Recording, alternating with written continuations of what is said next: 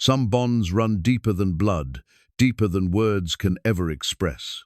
The love between a man and his faithful companion can move mountains, change hearts, and inspire the kind of courage that legends are made of. In the harsh New Mexico territory of 1886, frontiersman Jeremiah Cole lived a simple life with his loyal hound, Duke. The townspeople often whispered that he cared more for that mutt than he did for money or status. They had no idea how right they were, and they certainly couldn't imagine what that devotion would cost him. When a monstrous desert rattler wrapped its deadly coils around Duke, Jeremiah didn't hesitate. He threw himself barehanded into a desperate fight against the serpent's crushing grip. He freed his companion, but took a venomous strike meant for the dog. As the poison coursed through his veins, something extraordinary happened that would change an entire town's understanding of what true loyalty really means. But what Duke did next, mile after grueling mile, would become the stuff of legend. Before we jump back in, tell us where you're tuning in from, and if this story touches you, make sure you're subscribed, because tomorrow I've saved something extra special for you. The morning sun cast long shadows across the dusty main street of Roswell Creek, a settlement that barely deserved the name town. 23 weathered souls called this place home, scattered among a dozen buildings that fought a daily battle against the relentless New Mexico wind. The general store, saloon, and smithy formed the backbone of commerce, while modest homes and a small church completed the picture of frontier life. Jeremiah Cole stepped out of his modest cabin on the settlement's eastern edge, his boots finding familiar purchase on the sun-baked earth. At 42, he carried himself with the quiet confidence of a man who had made peace with solitude. His weathered hands reached for the worn leather collar hanging on a wooden peg beside his door. Duke's collar, crafted from the finest leather he could afford, now soft and supple from years of faithful service. "Come on, boy," Jeremiah called softly, and Duke emerged from the shadows of the cabin's overhang. The blue-tick hound possessed an intelligence that went beyond mere animal instinct, his dark eyes holding depths of understanding that never failed to humble his master. Duke's coat bore the scars of desert life, small nicks from thorns and the weathered look of a creature who had learned to read the land's moods. As they walked toward the settlement's center, Jeremiah's fingers traced the spine of his father's Bible, tucked securely in his coat pocket. The leather-bound book had traveled from Tennessee to Texas and finally to this harsh corner of New Mexico territory. Its pages contained more than scripture-pressed flowers from his mother's garden, a letter from his late father, and between the pages of Psalms, a faded daguerreotype of a woman whose memory still made his heart ache after 7 long years. "There goes Crazy Cole and his mutt," muttered Silas Pritchard from the shade of the general store's porch. The store owner's voice carried the particular malice of a small man who found satisfaction in diminishing others. "Man cares more for that dog than he does for decent society." Mary Pritchard, Silas's long-suffering wife, hushed him with a sharp elbow to the ribs, but the damage was done. Other voices joined the familiar chorus of disapproval. "Ain't natural, the way he talks to that animal," added Ezra Mills, the blacksmith whose arms bore the permanent char of his trade. "Heard him singing to it the other night. Grown man, singing lullabies to a hound." Jeremiah heard every word, as he always did. The settlement was too small for secrets, too isolated for privacy. He had learned long ago that some battles were not worth fighting, some minds too narrow to expand. Duke pressed closer to his leg, sensing the tension in the familiar voices that followed them wherever they went. The truth was more complex than their simple minds could grasp. Duke had arrived in Jeremiah's life during the darkest season he had ever known, a gift from Margaret, just weeks before the fever took her. She had traveled all the way to Santa Fe to find the perfect puppy, spending her last healthy days training the young hound to be a companion worthy of the man she loved. "He'll keep you from disappearing into yourself," she had whispered, her fevered hands placing the tiny puppy into Jeremiah's uncertain grasp. "Promise me you won't disappear." 7 years had passed since that promise, and Duke had grown from an awkward puppy into a magnificent hound with an almost supernatural ability to read his master's moods. When grief threatened to swallow Jeremiah whole, Duke would appear with a stick for throwing or simply press his warm body against his master's side. When loneliness made the cabin walls feel like a tomb, Duke would lead him on long walks through the desert, showing him hidden springs and secret valleys that reminded him the world still held beauty. The townspeople saw only the surface, a man who talked to his dog, who shared his meals with an animal, who had turned down 3 potential wives because none of them could accept Duke's place in his life. They could not see the deeper truth. Duke was not just a pet, but a living bridge between Jeremiah and the capacity for love that Margaret had awakened in his heart. As they reached the settlement's heart, Jeremiah paused at the small cemetery behind the church. Margaret's grave was marked by a simple wooden cross, the painted letters of her name fading but still legible. Duke sat quietly beside him, understanding the ritual of remembrance that brought them here twice each week. 17 months until statehood, Jeremiah murmured, reading from a week-old newspaper that Silas had grudgingly allowed him to examine. "New Mexico's changing, Duke. Wonder if we'll change with it." Duke's response was a gentle nudge against Jeremiah's hand, a reminder that some things, the important things, never needed to change. The morning routine continued with their daily reconnaissance of the settlement's perimeter. Jeremiah checked the water levels in the communal well, examined the condition of the trail that connected them to the outside world, and noted any signs of wildlife or weather that might affect the community's welfare. It was a responsibility he had assumed without invitation or thanks, motivated by the same protective instinct that kept Duke at his side. Dr. Harrison emerged from his small clinic, wiping his hands on a stained apron. The elderly physician was one of the few residents who treated Jeremiah with genuine respect, perhaps because his medical training had taught him to value the healing power of companionship. "Morning, Jeremiah," Dr. Harrison called out. "Duke looks fit as ever. That hound of yours has the constitution of an animal half his age. Good breeding and clean living," Jeremiah replied, scratching Duke behind the ears. "Margaret chose him from a line of hunters back in Tennessee. Said she wanted me to have a companion worthy of the territory." Dr. Harrison nodded approvingly. Margaret's memory was treated with reverence by the few who had known her during her brief time in Roswell Creek. She had assisted the doctor during a cholera outbreak, earning the grudging respect of even her harshest critics before the fever claimed her. "Territory's getting more dangerous, Doctor," Harrison observed, lowering his voice. "Heard tell of Apache trouble to the south, and the weather's been strange all season. Man needs reliable companionship out here." As if summoned by the doctor's words, a dust devil appeared on the horizon, dancing across the desert floor with the unpredictable grace of wind made visible. Duke's ears pricked forward, his instincts reading something in the air that human senses could not detect. The afternoon heat was building towards something, a storm, perhaps, or simply another test of endurance that the desert demanded of all its inhabitants. Jeremiah felt the familiar stirring of restlessness that often preceded their longer expeditions. The settlement provided safety and basic social contact, but the vast wilderness beyond its borders called to something deeper in his soul. Tomorrow, perhaps, he and Duke would venture into the canyon country to the east, where hidden springs provided respite, and the silence allowed for the kind of reflection that restored a man's perspective. He had no way of knowing that tomorrow would bring a test greater than any they had faced, a moment when the bond between man and dog would be measured against the most ancient and deadly forces the desert could summon.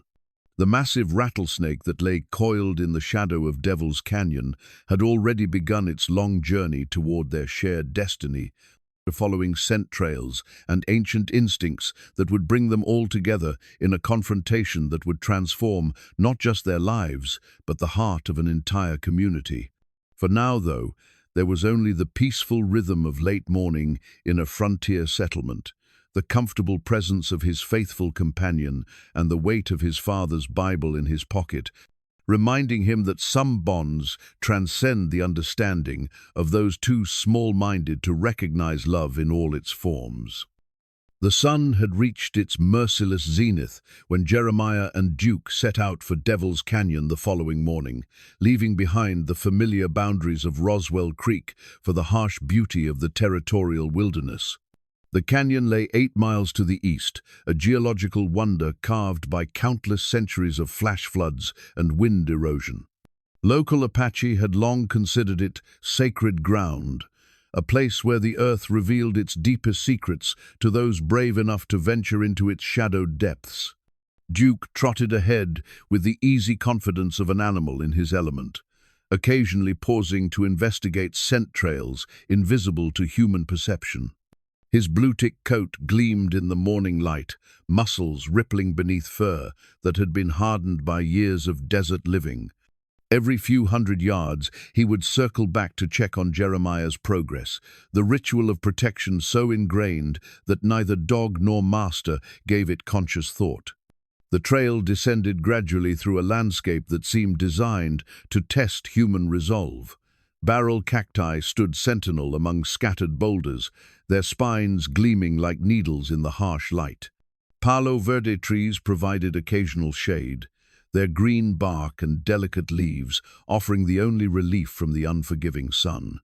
In the distance, the canyon walls rose like ancient fortifications, their red sandstone faces bearing the scars of geological violence. "Easy country to die in," Jeremiah murmured, more to himself than to Duke, but the hound's ears flicked backward, acknowledging the observation. They had both learned to respect the desert's capacity for sudden, merciless judgment. A turned ankle, a dry water hole, a flash flood in a distant mountain range, any of these could transform a routine excursion into a fight for survival. The canyon's mouth appeared gradually as they crested a low ridge, its opening yawning like the entrance to some vast underground cathedral. Cool air flowed upward from its depths, carrying the scent of hidden water and the musty aroma of places where sunlight seldom penetrated. Duke's pace quickened, his nose working overtime as new smells reached his sensitive nostrils. They descended into the canyon along a game trail, worn smooth by generations of desert creatures seeking water and shelter. The walls rose steadily around them, creating a landscape within a landscape where different rules applied. Here, flash flood debris created natural dams and pools, allowing precious water to collect and sustain an ecosystem more lush than anything the surrounding desert could support.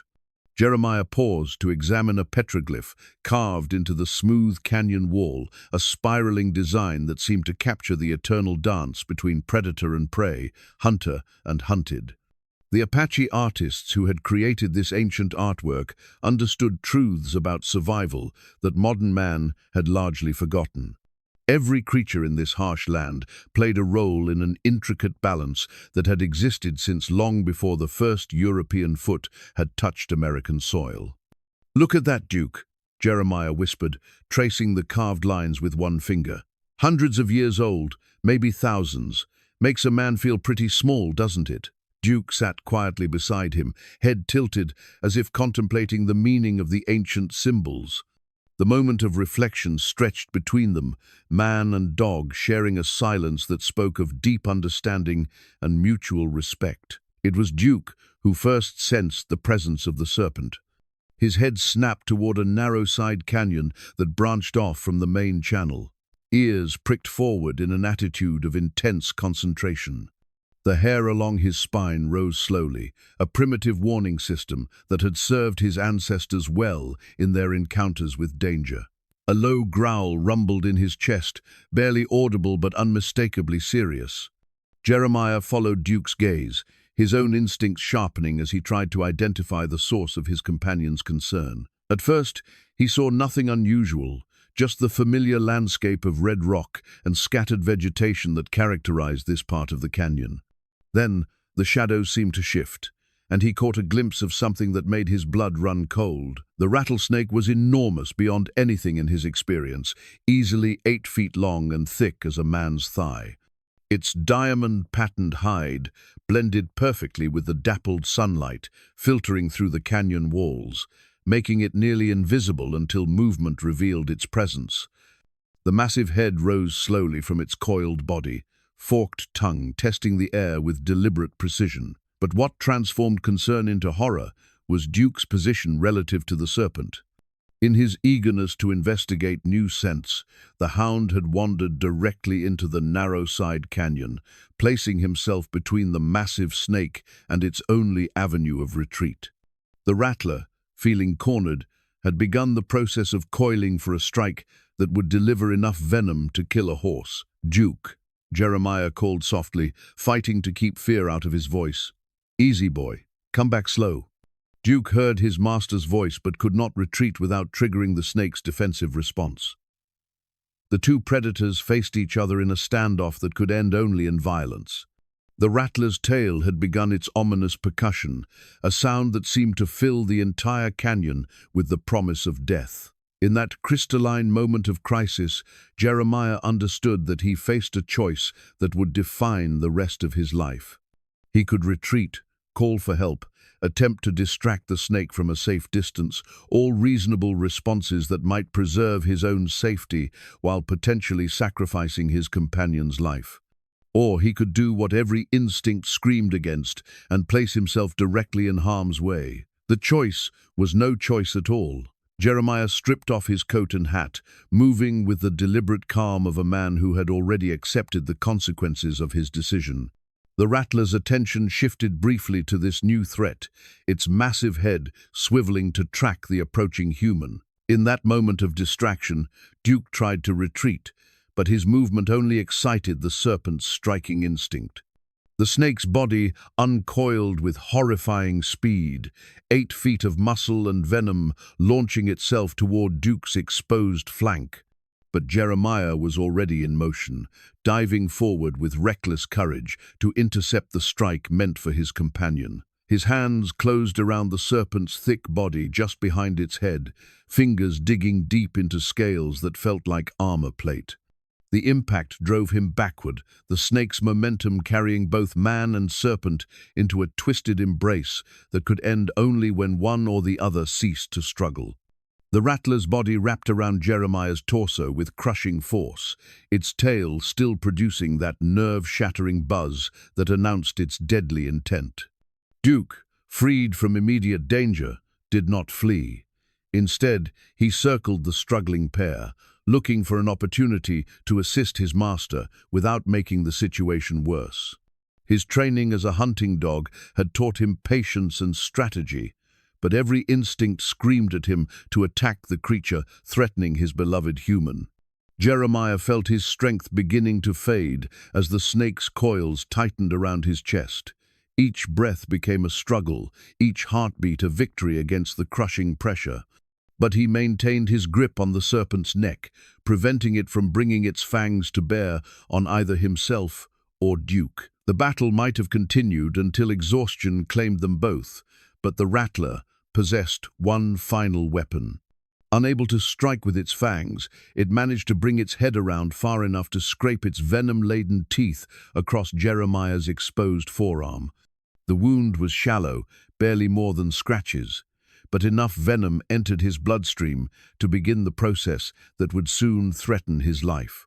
With the last of his strength, Jeremiah managed to hurl the massive serpent against the canyon wall with enough force to stun it. The rattler landed in a heap of coils and immediately began to retreat, its tail now severed and rattling weakly against the rocks where it had fallen. Blood seeped from the shallow wounds on Jeremiah's arm, carrying with it the first burning traces of venom that would soon transform this moment of triumph into a desperate race against time. Duke approached his master with careful steps, whimpering softly as he sensed that their victory had come at a price neither of them yet fully understood. Jeremiah sat heavily against the canyon wall, already feeling the first effects of the venom beginning to course through his system. "Good boy," he whispered, his voice already beginning to slur as the poison began its work. "We showed him, didn't we?" But Duke's attention was no longer focused on the retreated serpent. His sensitive nose had detected the scent of venom in his master's blood, and every instinct told him that their real battle was just beginning. The venom worked with terrifying efficiency, spreading through Jeremiah's bloodstream like liquid fire. Within minutes of the snake's retreat, his arm had begun to swell, the skin taking on a mottled purple hue that spoke of tissue damage and impending systemic failure. His breathing grew labored, each breath requiring conscious effort as his body fought to process the foreign toxins. Duke paced anxiously beside his master, whimpering softly as he watched the strong man who had always been his anchor begin to weaken before his eyes. The hound's intelligence grasped the gravity of their situation, even without understanding the biological mechanics at work. Jeremiah needed help, and they were 8 miles from the nearest human assistance. "Duke," Jeremiah managed, his voice thick with the effort of speech, "got to get back. Got to get help." But even as he spoke the words, he knew they were beyond his capability. The canyon walls seemed to spin around him, and his legs would not respond to commands from his increasingly foggy brain. The venom was attacking his nervous system now, making coordinated movement nearly impossible. Duke watched his master's failed attempts to stand, his canine mind working through options with the methodical intelligence that had made him such an effective hunting companion. He could run back to town alone, but would the humans understand his message? He could stay and guard Jeremiah, but without treatment, his master would surely die before rescue could arrive. The solution, when it came to him, was both heartbreaking and inspiring in its simplicity. Duke began to gather materials from around the canyon floor, strips of leather from Jeremiah's coat, torn fabric from his shirt. Anything that could be fashioned into makeshift rope.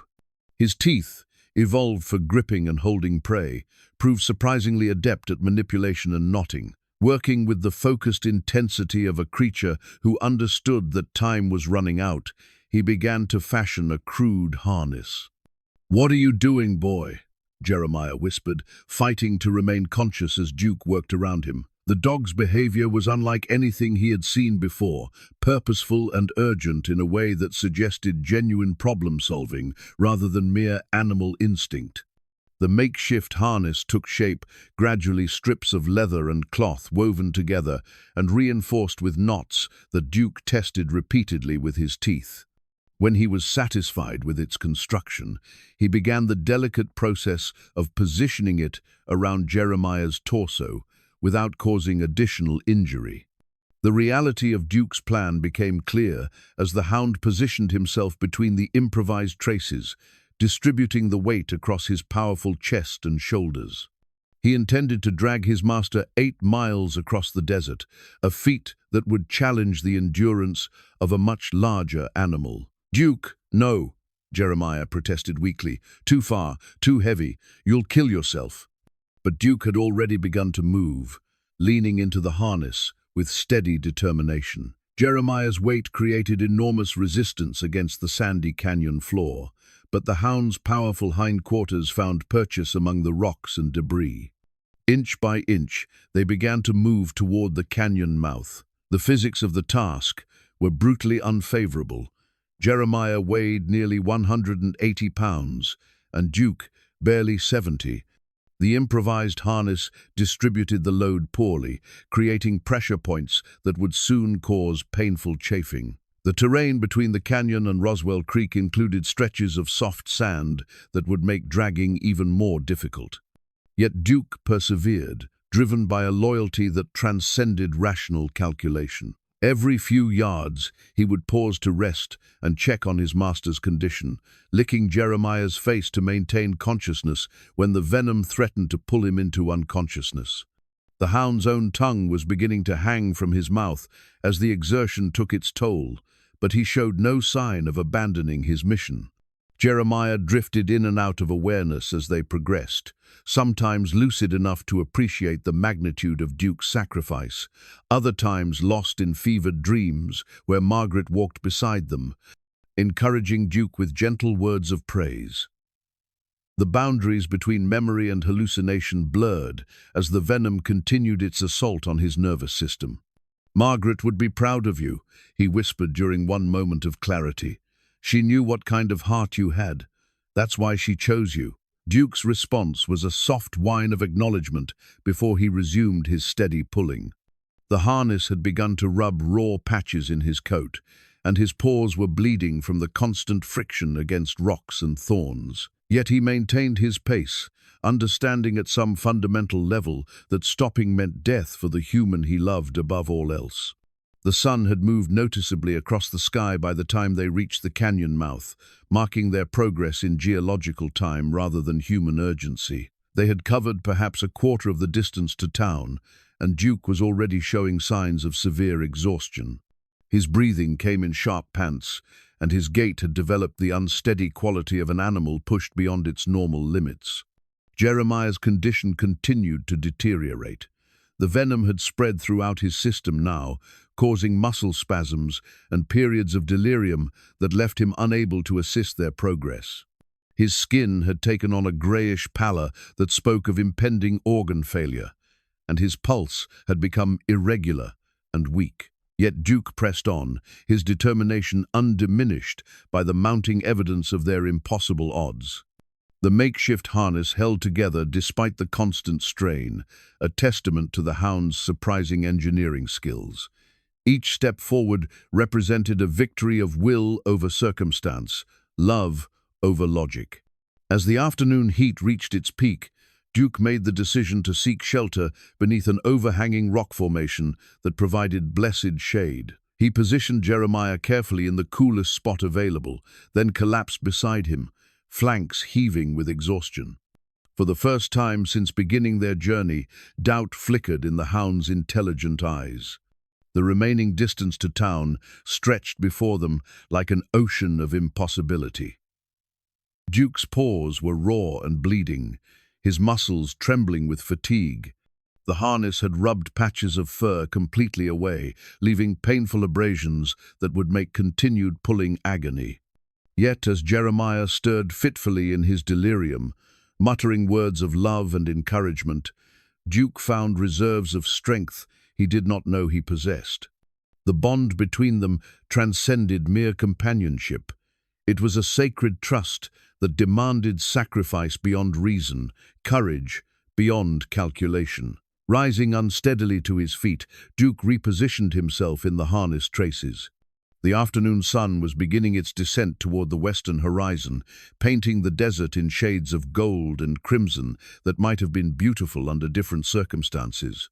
Time was running out for both of them, but Duke had made his choice with the absolute certainty that only love can provide. Mile by agonizing mile, they would continue their journey together. The water canteen at Jeremiah's side had become both blessing and curse as their desperate journey continued into the late afternoon. Duke had learned to recognize the rhythmic slosh of liquid when they moved, understanding that this precious resource represented their only hope of reaching help alive.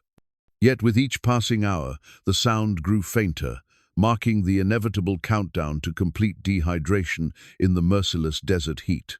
Duke's tongue lolled from his mouth as he strained against the harness, his body temperature rising dangerously as exertion combined with the ambient heat to push his cooling system beyond its limits. The makeshift traces had rubbed his chest and shoulders raw, leaving bloody patches where fur had been worn away completely. Each step forward required a conscious act of will, his muscles screaming in protest against demands that would have broken a lesser animal hours ago. Jeremiah drifted between consciousness and delirium, his fevered mind conjuring visions that seemed more real than the harsh landscape around him. Sometimes he was a child again, walking through the Tennessee hills with his father's hand guiding his steps. Other times he was young and strong, courting Margaret beneath the cottonwood trees that grew along the creek behind her family's homestead. "Duke," he whispered during one moment of clarity, his cracked lips barely able to form the words. "Rest, boy, rest." But Duke understood what his master could not, that rest meant death for both of them. The venom was winning its war against Jeremiah's body, and only immediate medical attention could reverse the damage being done to his organs and nervous system. Dr. Harrison's clinic lay somewhere ahead in the wavering heat haze, but it might as well have been on the moon for all the good it would do them if they arrived too late. The hound's natural intelligence had been sharpened by years of hunting and survival, teaching him to read the subtle signs that revealed the desert's moods and dangers. Now those same instincts told him that time was running out for his beloved master. Jeremiah's breathing had become shallow and irregular, his pulse barely detectable beneath skin that felt cold despite the blazing sun. Duke began to move with renewed urgency, his powerful hindquarters driving him forward, despite the agony that shot through his raw shoulders with each step. The harness creaked and strained under the constant pressure, but the knots he had tied with such care held firm against forces that would have defeated lesser craftsmanship. The landscape ahead offered little encouragement. Soft sand gave way to rocky terrain that made dragging even more difficult, while scattered cacti created obstacles that required careful navigation to avoid additional injury. In the distance, dust devils danced across the desert floor like vengeful spirits, reminders of the hostile forces arrayed against any creature brave enough to challenge the wilderness on its own terms. As the sun began its descent toward the western horizon, Duke found himself fighting not just exhaustion but despair. His water-starved body was beginning to shut down non-essential functions, and his vision had developed the tunnel-like quality that preceded collapse. The familiar sense that normally guided his navigation had become confused and unreliable, making it difficult to maintain their course toward the distant settlement.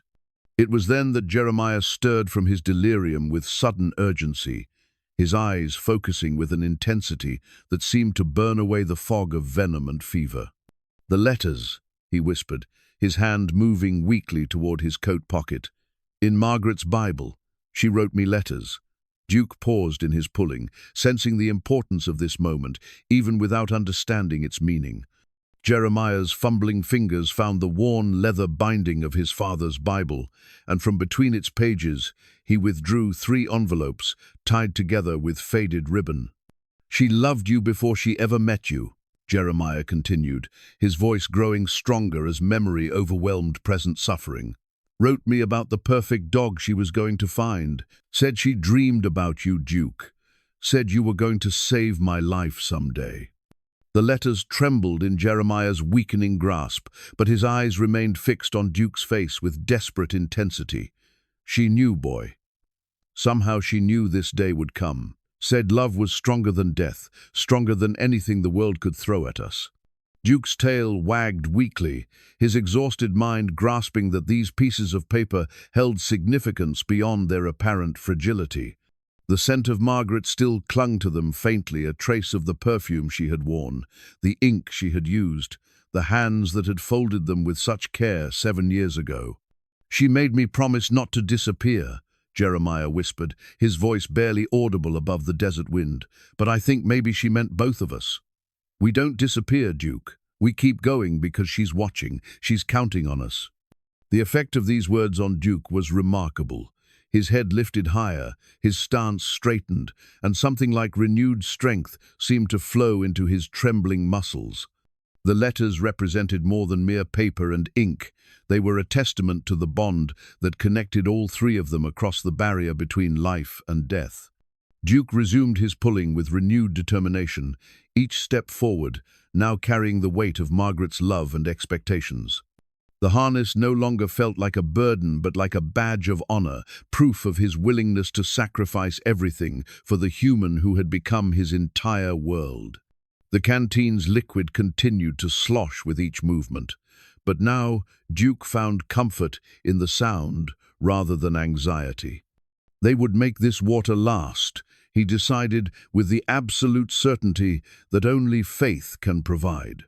They would reach Dr. Harrison's clinic, and Jeremiah would survive to fulfill whatever destiny Margaret had foreseen in her dreams. As the first stars began to appear in the darkening sky, Duke pressed onward across the endless desert, guided by love that transcended understanding and sustained by a loyalty that would become legend in the years to come.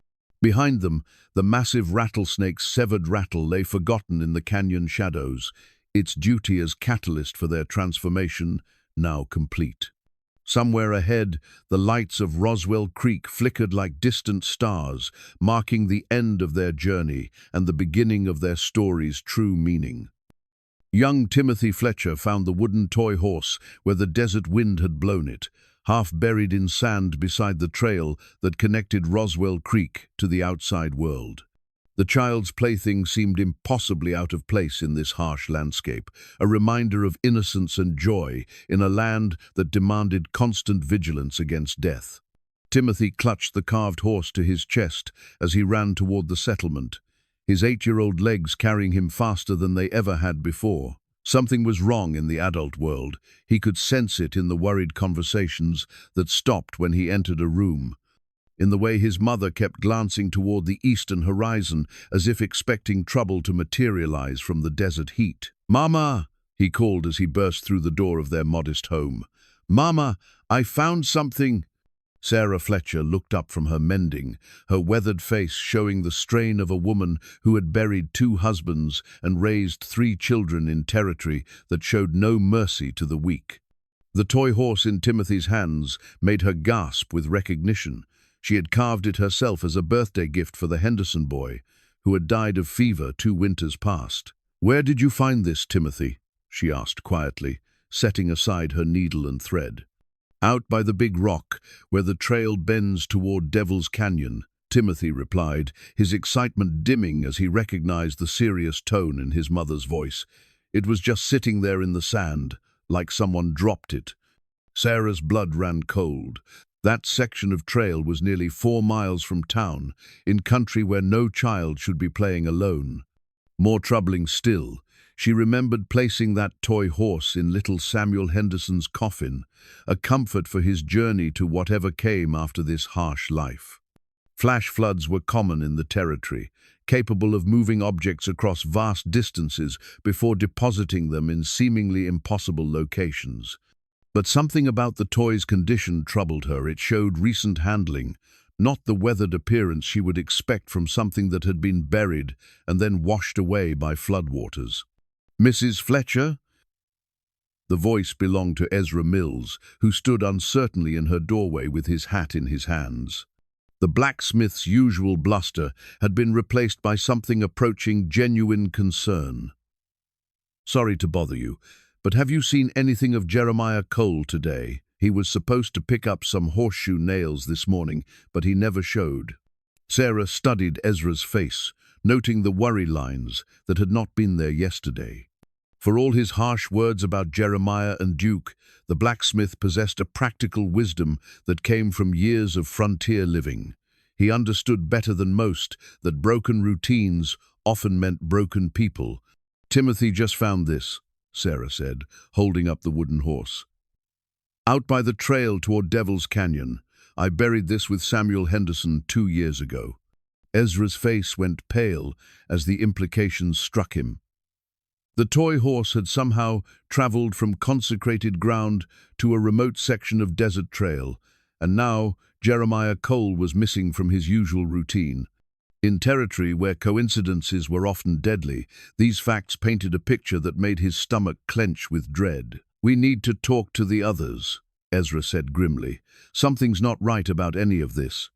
Within an hour, most of Roswell Creek's adult population had gathered in the saloon, their voices creating a buzz of concern that would have been unthinkable just days before. Silas Pritchard stood behind his makeshift bar, his usual smugness replaced by genuine worry as he listened to the growing catalogue of troubling signs. "Jeremiah's never missed an appointment in 7 years, Dr. Harrison observed, his medical training lending authority to his words. "That man keeps schedules like some folks keep religion. If he said he'd be somewhere, he'd be there unless something prevented him." "And that dog of his," added Mary Pritchard, surprising everyone with her contribution to the discussion. Haven't heard Duke barking since yesterday evening. That hound's got opinions about everything: coyotes, strangers, weather coming in. Silence from that direction means something's wrong. The wooden toy horse sat on the bar like an accusation, its innocent presence somehow more ominous than any direct threat could have been. Several of the older residents had begun to speak of omens and signs, their superstitions sharpened by years of living where death could arrive without warning. Could be Apache trouble, suggested Tom Brennan, the closest thing Roswell Creek had to a lawman. Heard tell of raiding parties moving north from Mexico. Maybe they got to Cole before he could make it back to town. But Dr. Harrison shook his head slowly. Apache would have taken the horses, burned the cabin. I rode past Jeremiah's place an hour ago. Everything's exactly as he left it. Coffee pot still warm, Duke's water bowl filled fresh. Whatever happened, it happened after they left this morning. The discussion continued as shadows lengthened outside, but it was young Timothy Fletcher who provided the key insight that would mobilize the entire community. The boy had been listening from the corner where his mother had positioned him, his 8-year-old mind processing adult concerns with the clarity that sometimes comes from innocence. The toy horse was pointing, he announced suddenly, his small voice cutting through the adult conversation like a blade. When I found it, it was pointing toward the canyon, like it was trying to tell me something. The adults fell silent, struck by the simple logic of the child's observation. In a land where survival often depended on reading signs and following trails, even the position of a child's toy could carry significance. "Devil's Canyon," Ezra muttered, his blacksmith's hands unconsciously clenching into fists. "If they're in trouble out there, we might already be too late." Dr. Harrison was already moving toward the door, his medical bag in hand. "Tom, can you round up horses and supplies? If Jeremiah and Duke are hurt somewhere in that country, they'll need help before morning." "Hold on," Silas Pritchard called out, his voice carrying the petty authority of a man who hoarded small powers. "Why should we risk our necks for a man who never showed this community any respect? Cole chose to live like a hermit with that mutt of his. Maybe it's time he faced the consequences." The saloon fell silent as every eye turned toward the store owner. The moment stretched uncomfortably until Mary Pritchard stepped forward and slapped her husband across the face with enough force to rock him backward. "Silas Pritchard, you are a small, bitter man," she said with quiet fury. "Jeremiah Cole has checked our well every week for 7 years, fixed our roof after the last big storm, and never asked for so much as a thank you. That mutt of his has warned us about rattlesnakes, flash floods, and bad weather more times than I can count. If you won't help save them, then at least have the decency to keep your mouth shut." The other women in the room nodded their agreement, and even some of the men looked ashamed of their previous attitudes toward Jeremiah and Duke. The crisis had stripped away the petty prejudices that had divided their small community, revealing the basic human decency that frontier life demanded for survival. "Mary's right," Dr. Harrison said quietly. "Jeremiah's been looking after all of us in his own way. Time we returned the favor." As the sun touched the western horizon, painting the desert in shades of gold and crimson, the rescue party began to form. Tom Brennan took charge of organizing riders and supplies, while Dr. Harrison prepared medical equipment for treating injuries in the field.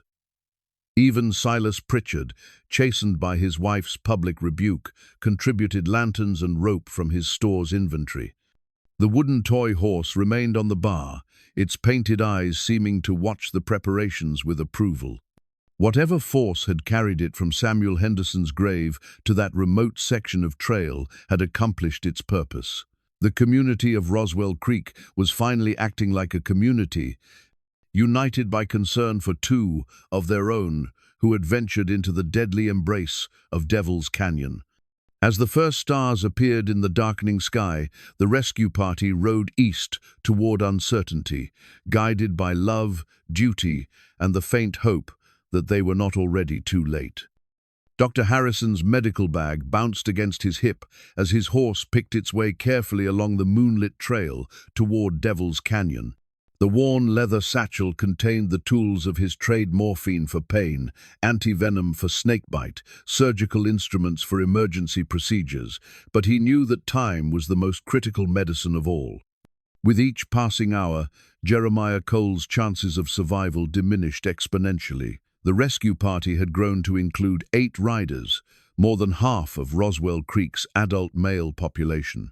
Tom Brennan led the group with the steady authority of a man accustomed to making life-and-death decisions, while Ezra Mills brought the practical skills of someone who understood how things worked under pressure. Even Silas Pritchard had joined them, perhaps seeking to atone for his earlier callousness. "Easy country to get lost in," Tom observed, his voice barely carrying over the sound of hoofbeats on rocky ground. "If they're hurt somewhere in that maze of canyons, we could search for days without finding them." Dr. Harrison urged his horse closer to Tom's mount. "Duke's smart enough to stay near water. If they made it to the canyon, they'll be following the stream bed toward town. Question is whether they made it that far." The desert night was alive with sounds that spoke of hidden dangers and ancient mysteries. Coyotes called to each other across the vast distances, their voices creating a symphony of wildness that reminded the riders how thin the veneer of civilization really was. Somewhere in the darkness, great horned owls hunted with silent efficiency, while the rustle of unseen creatures marked the passage of those who owned the night. Meanwhile, miles behind them in the desert, Duke's superhuman effort was finally beginning to tell. The faithful hound had covered nearly 6 miles of brutal terrain, his raw shoulders and bleeding paws testament to a determination that defied rational explanation. The makeshift harness had held together despite constant stress, but Duke's body was approaching the limits of what flesh and blood could endure. Jeremiah's condition had stabilized at a level that could only be described as critical. The venom had done its damage to his nervous system and organs, but his body's natural defenses had prevented total collapse. He drifted in and out of consciousness, sometimes aware enough to whisper encouragement to Duke, other times lost in fevered dreams where Margaret walked beside them, her gentle voice urging them forward. "She's here, Duke," Jeremiah mumbled during one of his lucid moments. "Margaret's here with us. She says we're almost home." Duke's response was a soft whine of acknowledgement as he adjusted his position in the harness traces. The hound's extraordinary intelligence had enabled him to solve problems and overcome obstacles that would have stopped a lesser animal. But even he could not overcome the basic limitations of physics and biology. His water-starved body was beginning to shut down non-essential functions, and his vision had developed the tunnel-like quality that preceded complete exhaustion. Yet something beyond mere stubbornness kept him moving. The bond between Duke and Jeremiah transcended simple animal loyalty. It was a sacred trust that demanded sacrifice beyond reason. Every step forward was an act of faith, a declaration that love could overcome any obstacle the universe might place in their path. The rescue party had been riding for 3 hours when Tom Brennan called for a halt.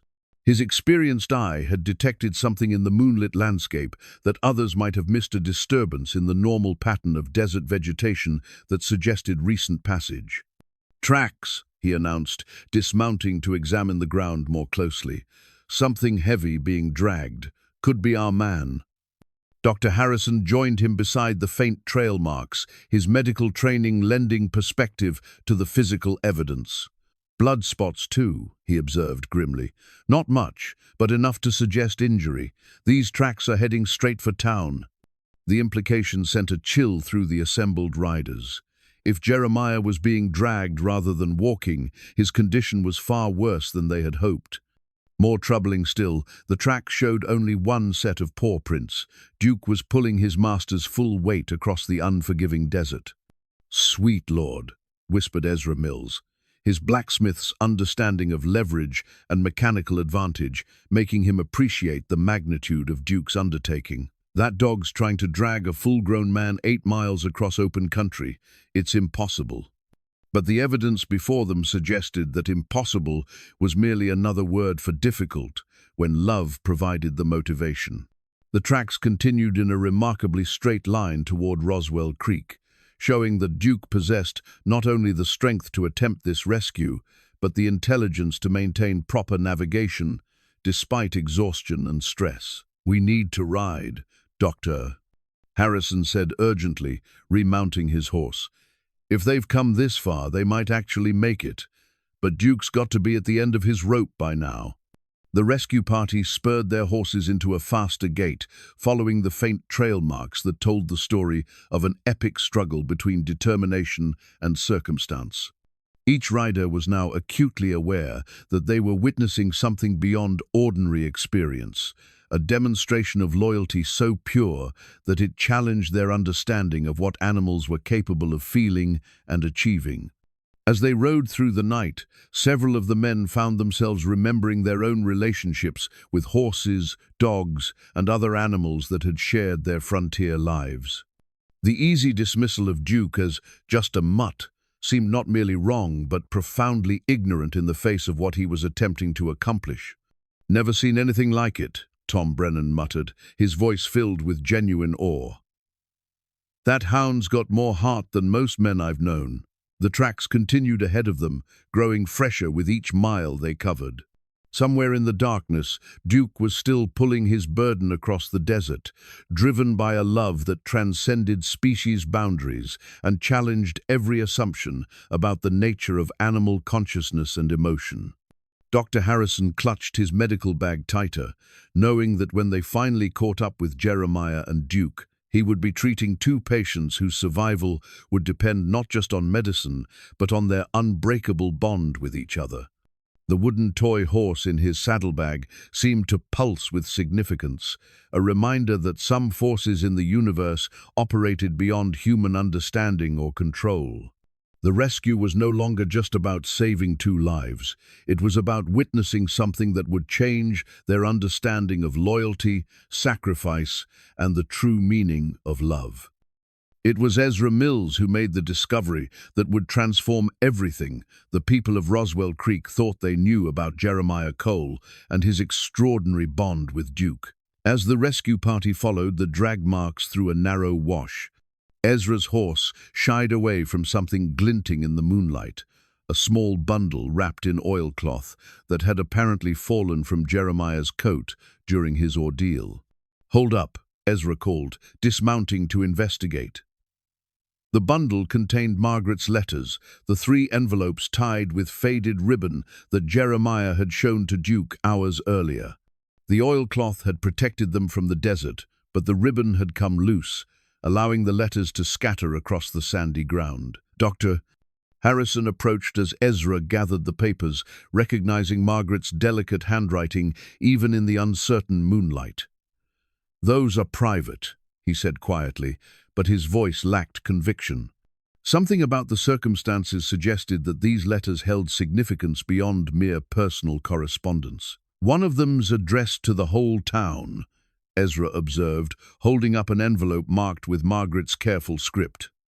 "To the good people of Roswell Creek, New Mexico Territory." Below that, in smaller letters, "To be opened only in the event of great need." The riders gathered in a circle as Dr. Harrison carefully opened the envelope, his medical training having taught him to respect the solemnity of last wishes and final communications. The letter was dated just 2 weeks before Margaret's death. Written in the shaky hand of someone fighting against fever and time. "My dear neighbors," Dr. Harrison read aloud, his voice carrying across the desert night. "If you are reading this, then Jeremiah and Duke have faced some terrible danger, and perhaps you have finally seen what I have always known about the love between them. I write this as my last gift to a community that has struggled to understand the man I love and the extraordinary animal who will care for him when I am gone." The rescue party listened in stunned silence as the doctor continued reading Margaret's prophetic words. "Duke is not merely a dog, though I suppose that is how most of you see him. He is the living embodiment of every prayer I ever whispered for Jeremiah's protection and happiness. I traveled to Tennessee to find him, guided by dreams that showed me exactly what kind of companion my beloved would need to survive in this harsh land. Tom Brennan removed his hat, unconsciously acknowledging the sacred nature of what they were hearing. Around him, the other men shifted uncomfortably as Margaret's words challenged assumptions they had held for years. The puppy I found was the seventh son of a champion hunting line, bred for intelligence, loyalty, and courage beyond measure. But more than that, he was chosen by forces I do not pretend to understand. From the moment I placed him in Jeremiah's arms, I knew that I was witnessing the beginning of a bond that would transcend the ordinary boundaries between human and animal. Dr. Harrison paused in his reading, struck by the implication of Margaret's words. She had not simply found a pet for her fiancé, she had orchestrated the creation of a partnership that bordered on the supernatural. "I have taught Duke to understand more than commands," the letter continued. "I have taught him to read Jeremiah's moods, to anticipate his needs, to protect him from dangers both seen and unseen. But most importantly, I have taught him that love is stronger than death, stronger than any force this world can summon against those who refuse to surrender to despair." Silas Pritchard, who had remained silent throughout the reading, finally spoke up. "She trained that dog to replace her," he said wonderingly. "She knew she was dying, and she trained Duke to love Jeremiah the way she did." The second letter was addressed to Jeremiah personally, but its contents were equally revelatory when Dr. Harrison read it aloud with the group's permission. "My dearest Jeremiah," it began, "if you are reading this, then Duke has proven himself worthy of the trust I placed in him. The bond between you is not accident or sentiment. It is the culmination of everything I could give you before my time in this world ended." The letter went on to describe Margaret's final weeks, during which she had worked tirelessly to prepare Duke for his role as Jeremiah's protector and companion. She had taught him to recognize the signs of various dangers, to find water in the desert, to navigate by stars and landmarks. Most remarkably, she had taught him to understand that Jeremiah's life was worth any sacrifice. "Duke knows that you saved him from that terrible snake," Margaret had written with prophetic accuracy. "But what he may not understand is that you saved him for me, so that he could save you for both of us. The circle of love and protection is complete, my darling. Never doubt that every breath you take is a gift that Duke and I have given you together." The third letter was the most stunning of all, addressed to Duke himself in language that assumed an almost human level of comprehension. "My brave Duke," Dr. Harrison read, his voice thick with emotion, "if these words are being read aloud, then you have done what I always knew you would do. You have proven that love can overcome any obstacle this harsh world can place before us. Jeremiah is alive because of your courage, and I am watching from whatever comes after this life with pride that knows no bounds." The letter concluded with instructions that took the rescue party's breath away. "You have given everything for love, sweet Duke, just as I knew you would. Now you must learn to let others help you, just as Jeremiah must learn to let the community care for both of you. Your journey together is not ending, it is beginning. The people of Roswell Creek will see your sacrifice and understand what I have always known, that the bond between you and Jeremiah is sacred, worthy of respect, worthy of protection." As Dr. Harrison folded the letters carefully, the rescue party sat in stunned silence. Everything they thought they knew about the eccentric hermit and his dog had been transformed in the space of a few minutes. Jeremiah Cole was not a man who had chosen isolation. He was a man who had been given the greatest gift one human being could give another, a love that would survive death itself. "She knew this would happen," Tom Brennan said finally. "Somehow, she knew that someday Duke would have to save Jeremiah's life, and that we'd have to see it to understand." The implications were staggering. Margaret had not simply trained a dog, she had created a living testament to the power of sacrificial love. Duke's extraordinary efforts were not merely animal instinct, but the fulfillment of a promise made by a dying woman to the man she could not bear to leave unprotected. "We need to find them, Doctor," Harrison said, his voice carrying new urgency. Not just to save their lives, but to honor what Margaret created. That woman gave us all a lesson in love that we're just now beginning to understand. As the rescue party remounted and spurred their horses toward the ever-fresher trail marks, each man carried with him a transformed understanding of what they were racing to save. This was no longer just a rescue mission, it was a pilgrimage to witness the culmination of the most extraordinary love story any of them had ever encountered. The bronze bell in Roswell Creek's makeshift church tower had not rung at night for 3 years, not since Apache raiders had threatened the settlement and every soul had needed warning. Now its deep, resonant voice carried across the desert darkness, summoned to life by Sarah Fletcher's determined hands as she pulled the rope with all her strength. The sound rolled across the landscape like thunder, a call to unity that would bring the entire community together in common purpose. Word of Margaret's letters had spread through the settlement, with the speed that only shocking revelation could achieve. Women who had dismissed Jeremiah as an eccentric hermit now saw him as a man blessed with a love that transcended death. Men who had mocked Duke as just a mutt began to understand that they were witnessing something approaching the miraculous.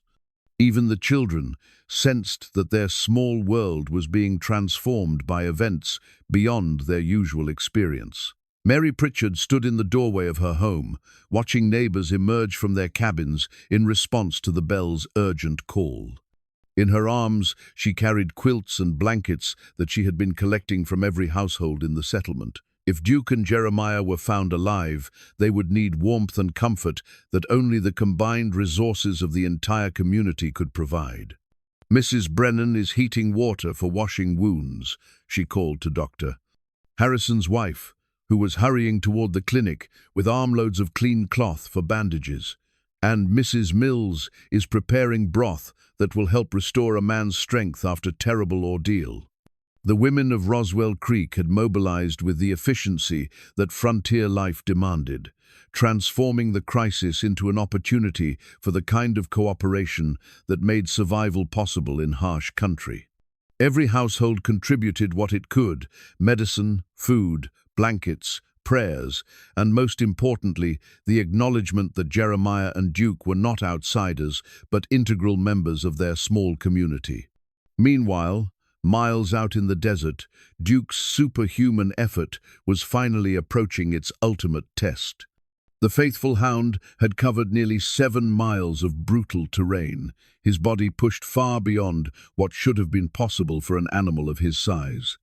His tongue hung from his mouth like a pink banner of exhaustion, and his legs trembled with each step, but his spirit remained unbroken. Jeremiah's condition had stabilized at a level that medical science would call critical, but not hopeless.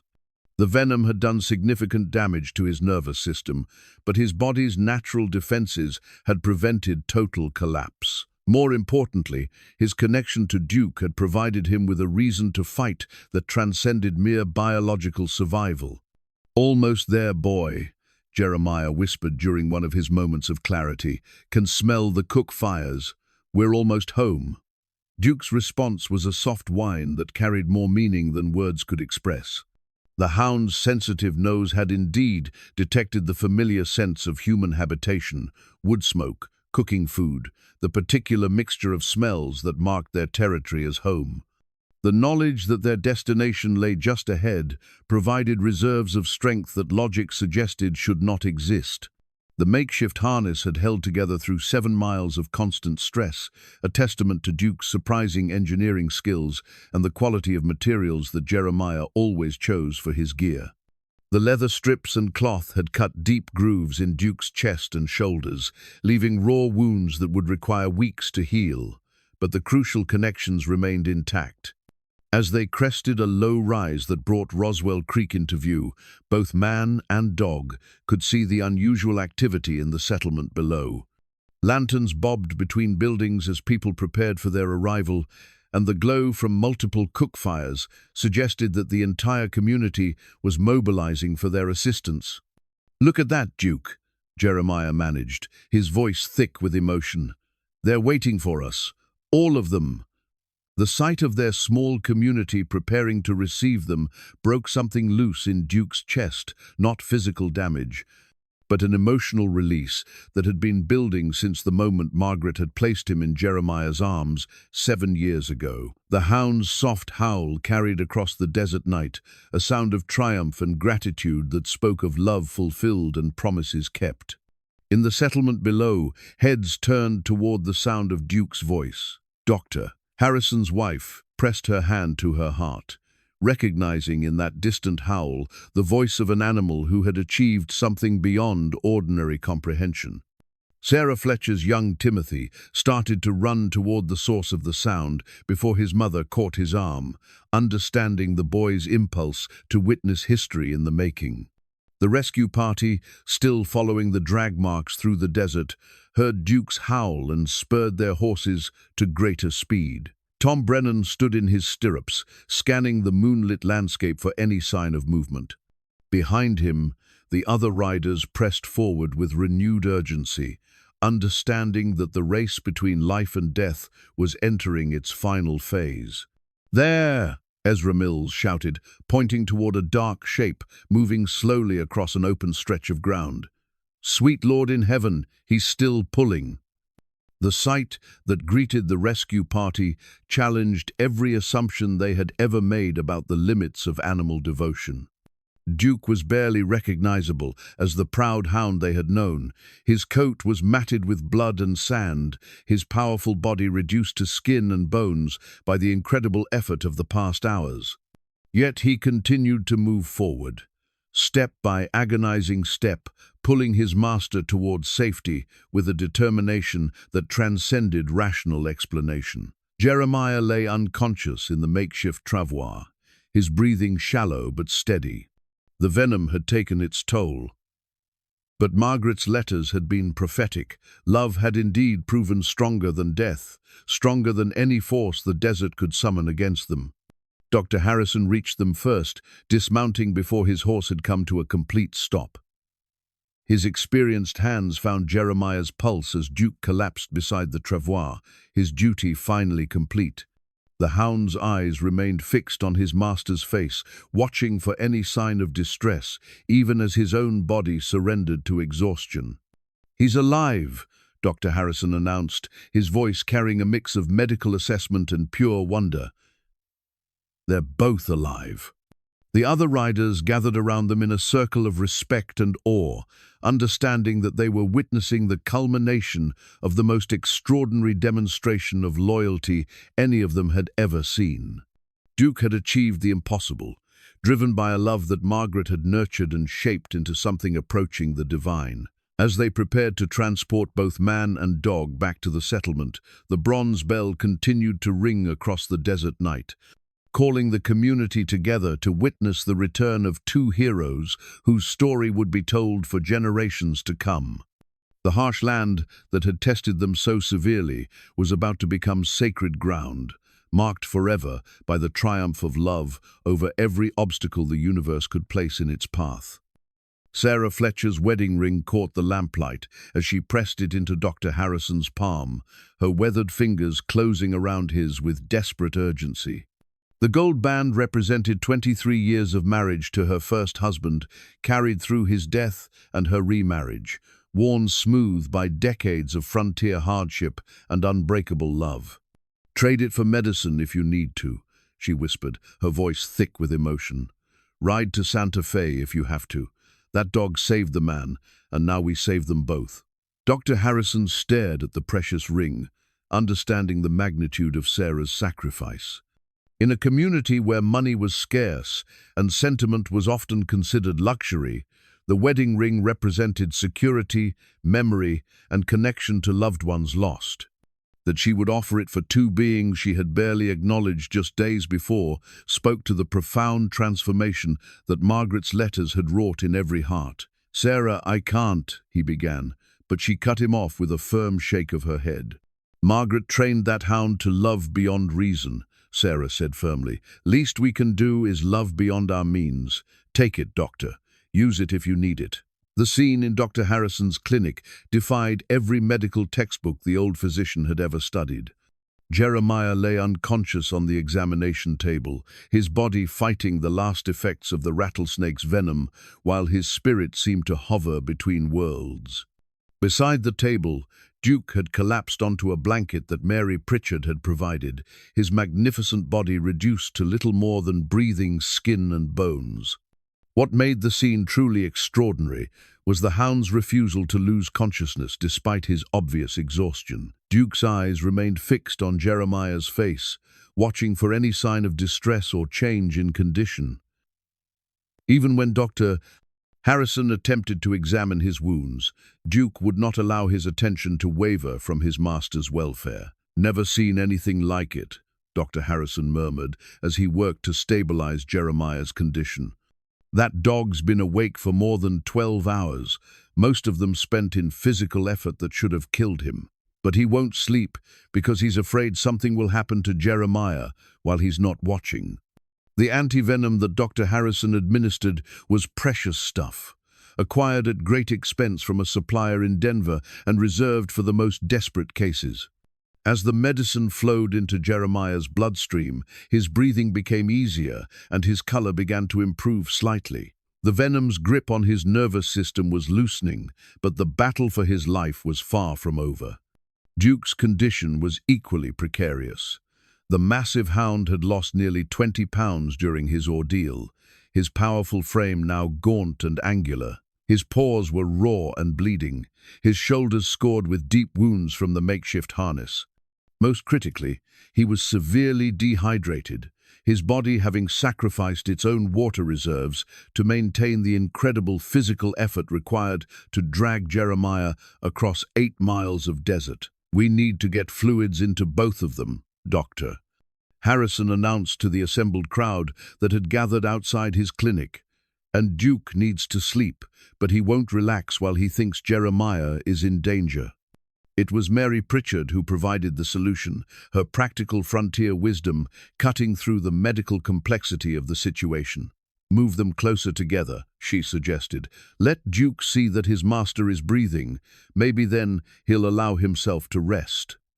The rearrangement required delicate maneuvering in the small clinic, but the result was immediate and touching. When Duke could position himself where he could both see and hear Jeremiah's steady breathing, the tension in his exhausted body began to ease. His eyes remained open, but his muscles finally began to relax as he allowed himself to believe that immediate danger had passed. "That's it, boy," Dr. Harrison whispered as he began to clean Duke's wounds. "You did it. You brought him home safe. Now let us take care of both of you." The community of Roswell Creek had transformed itself into an extended family as news of the rescue spread through the settlement. Women who had never spoken to each other worked side by side preparing food and medicine. Men who had feuded over water rights and property boundaries cooperated in gathering supplies and maintaining order. Even the children contributed, running messages between buildings and keeping the oil lamps burning bright. Silas Pritchard had undergone perhaps the most dramatic transformation of all. The store owner who had questioned the wisdom of risking lives for a hermit and his mutt now stood guard outside the clinic, turning away visitors who might disturb the patient's rest. His pockets were filled with medicinal supplies from his store's inventory, donated freely to support the healing process. "Never understood it before," he admitted to his wife as they watched through the clinic window. "Thought love was supposed to make sense, follow rules, stay inside proper boundaries. But what that dog did, what Margaret trained him to do, that's love without limits, makes a man ashamed of his own small heart." As the night wore on, both patients showed signs of stabilization. Jeremiah's pulse grew stronger and more regular as the anti-venom continued its work. Duke finally allowed his eyes to close, though even in sleep his breathing synchronized with his master's, as if some invisible connection continued to bind them together. Dr. Harrison worked through the night, monitoring vital signs and adjusting treatments as the crisis slowly transformed into cautious hope. The wedding ring that Sarah Fletcher had pressed into his hand remained in his pocket, a reminder of the community's commitment to seeing their heroes through to complete recovery. Outside, the bronze bell had finally fallen silent, but its message had been received and answered. Roswell Creek had discovered something about itself in response to this crisis, that when love demanded sacrifice, even the most practical frontier community could find reserves of generosity and compassion that transformed strangers into family. The hardest part of the battle was over, but the real healing was just beginning. The recovery blanket that covered Duke had been sewn by the women of Roswell Creek during the long night vigil, their needles working by lamplight as they waited for news from Dr. Harrison's clinic. Each patch came from a different household scraps of fabric that told the story of their small community through bits of children's outgrown clothes, faded curtains, and worn quilts that had crossed the continent in covered wagons. Mary Pritchard had organized the project with the efficiency that frontier life demanded, understanding that useful work helped anxious hands channel worry into constructive action. As the women stitched and talked in hushed voices, they shared stories they had never told before, memories of beloved animals, experiences of loss and healing, moments when love had demanded more than seemed possible to give. "My first dog saved my youngest from a flash flood," admitted Mrs. Brennan, her needle moving steadily through the colorful fabric. "Never thought much about it at the time, just seemed like what any good dog would do. But watching Duke tonight, seeing what he accomplished, makes me understand that some animals love with hearts bigger than most humans can imagine."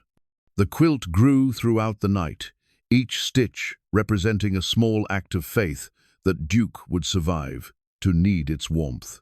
When completed, it measured 6 feet square and contained pieces from every household in Roswell Creek, a physical manifestation of the community's transformation from skeptical observers to devoted caregivers. Dawn was breaking over the eastern horizon when Jeremiah's eyes finally opened, his consciousness returning slowly like a man surfacing from deep water. The first thing he saw was Duke's face just inches from his own, the hound's dark eyes watching him with an intensity that spoke of hours of faithful vigil. "Duke," Jeremiah whispered, his voice barely audible but filled with profound gratitude. "You did it, boy. You brought us home." Duke's tail moved weakly against the recovery blanket, the first sign of joy he had shown since beginning their desperate journey. The hound's nose pressed gently against Jeremiah's cheek, a greeting that conveyed more emotion than words could ever express. They had both survived their ultimate test, and the bond between them had emerged stronger than ever. Dr. Harrison appeared at Jeremiah's bedside, his weathered face showing the strain of the all-night medical battle. "Welcome back," he said quietly, checking his patient's pulse with professional satisfaction. "You've been unconscious for 8 hours. The anti-venom did its work, but it was touch and go for a while." "Duke?" Jeremiah asked, struggling to turn his head to better see his companion. "Exhausted, dehydrated and wounded, but alive," Dr. Harrison replied.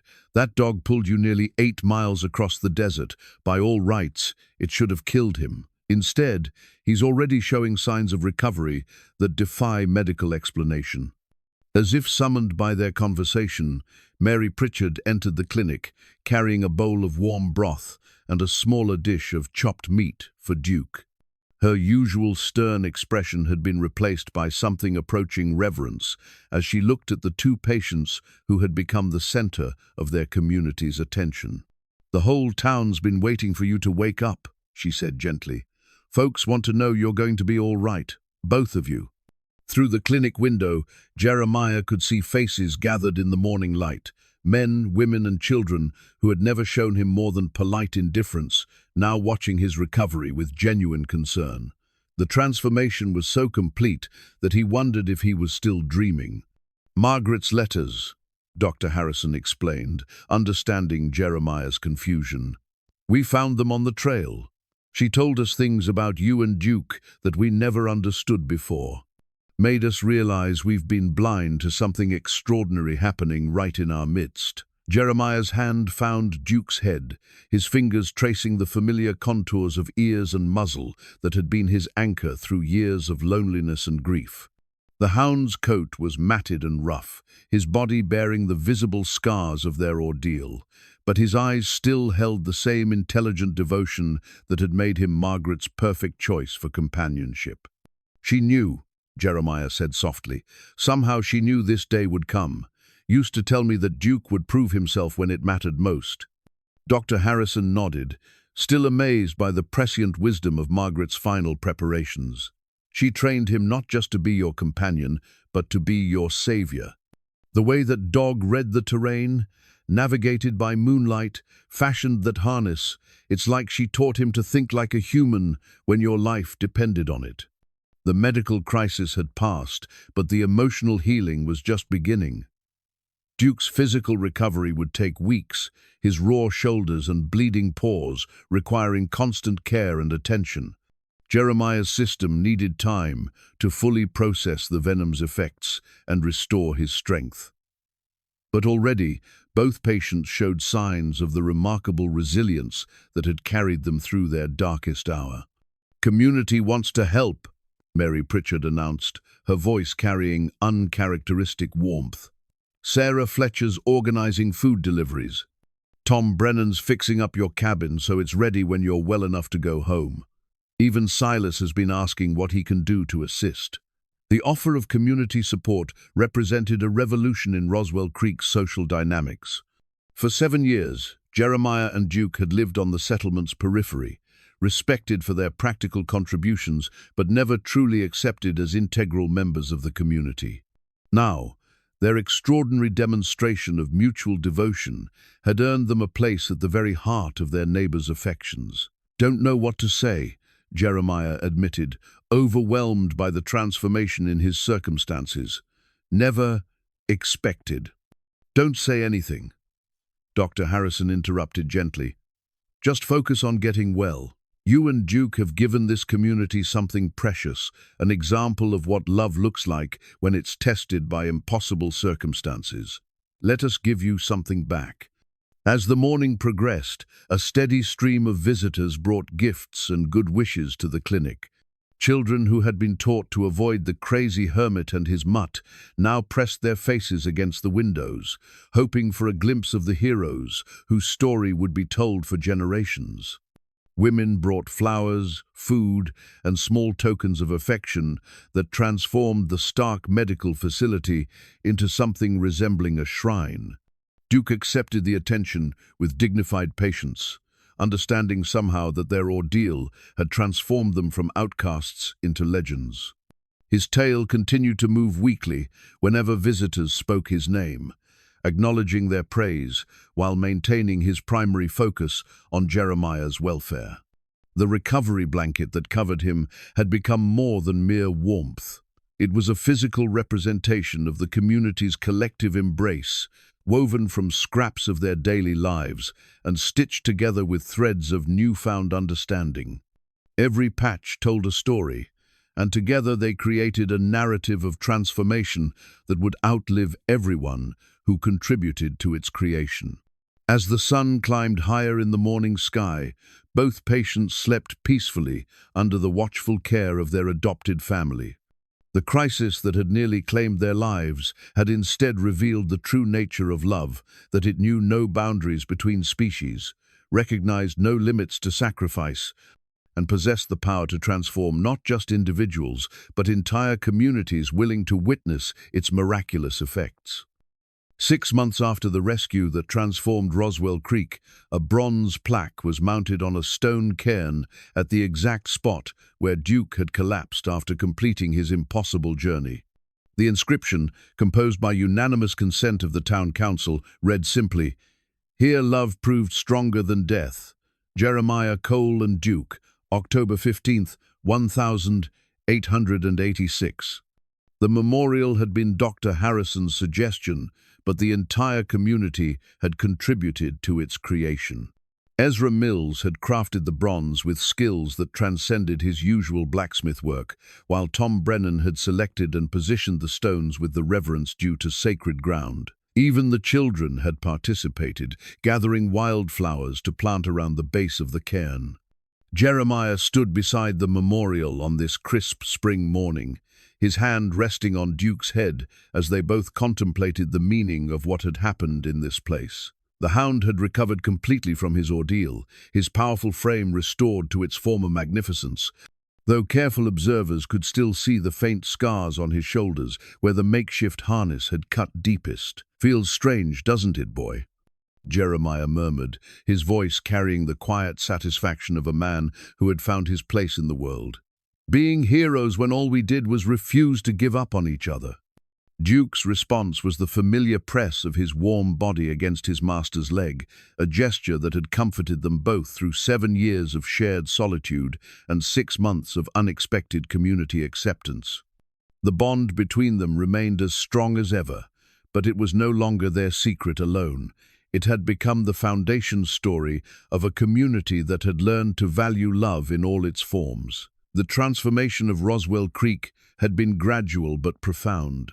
Where once suspicion and judgment had divided neighbor from neighbor, the witness of Duke's sacrifice had created bonds of understanding and mutual support that made their small settlement feel truly like home. The weekly gatherings that had begun during Jeremiah and Duke's recovery had evolved into permanent institutions, communal meals, cooperative work projects, and shared celebrations that strengthened the social fabric of their frontier community. Sarah Fletcher approached the memorial carrying a basket of fresh bread, her face showing the warmth that had replaced her former wariness around Jeremiah and Duke. "Morning, you two," she called cheerfully. "Timothy's been asking if Duke wants to go fishing this afternoon. Says he's learned some new techniques from watching the hound work." The friendship between Duke and young Timothy Fletcher had become one of the community's greatest sources of joy.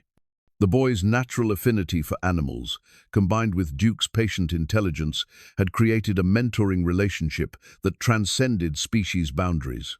Timothy had learned to read weather signs, track animals, and navigate by landmarks under Duke's tutelage, while the hound seemed to enjoy having a willing student for his accumulated wilderness wisdom. "Tell Timothy we'll be ready after lunch," Jeremiah replied, accepting the offered bread with genuine gratitude. "Duke's been restless all week, probably knows the fish are starting to bite again." The simple exchange represented everything that had changed in their lives since that terrible night in Devil's Canyon.